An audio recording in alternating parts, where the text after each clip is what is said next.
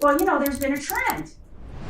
Our attention spans have gotten shorter and shorter and shorter and shorter and shorter, and the pandemic has made them even yet shorter. And talks are getting shorter and shorter and shorter and shorter and shorter. There's been a trend there, as in many, many conferences, of not just having big old keynote speakers up on that stage and breakout sessions, but little teeny tiny talks, 5 minutes, 10 minutes, sometimes even 1 minute. And the question becomes, thinking about all your wonderful expertise, all your yumminess, it's a professional term. Yeah. You all have a lot of it, and the idea of taking all of that and squeezing it into a little teeny talk, that's a challenge. For whom is that a challenge in this room? Just trying to squish it all into a shorter format. Yeah, I find that it's a lot easier for me to expand out than it is to contract in. Back in high school, Mr. Thompson, my poli-sci teacher, when we would hand our papers in, he would take my paper, and he would hold it in his hand like this, and he'd go, "Oh, it's heavy. Oh, this must be one of Eleni's papers." Because I overwrote.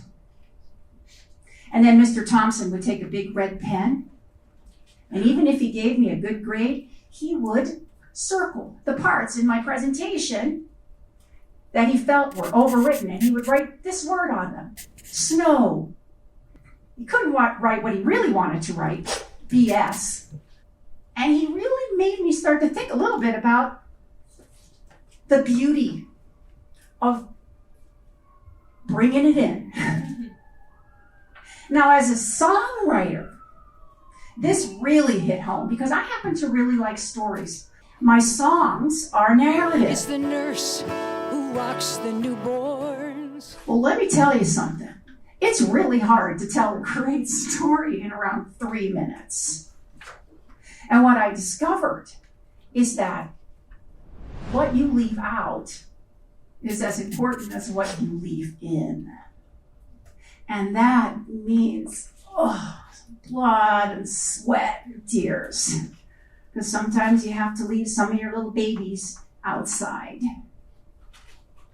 Now, my clients have been coming to me for a long time, asking me to help them put together talks of all lengths, but more and more recently, they're needing help with short talks.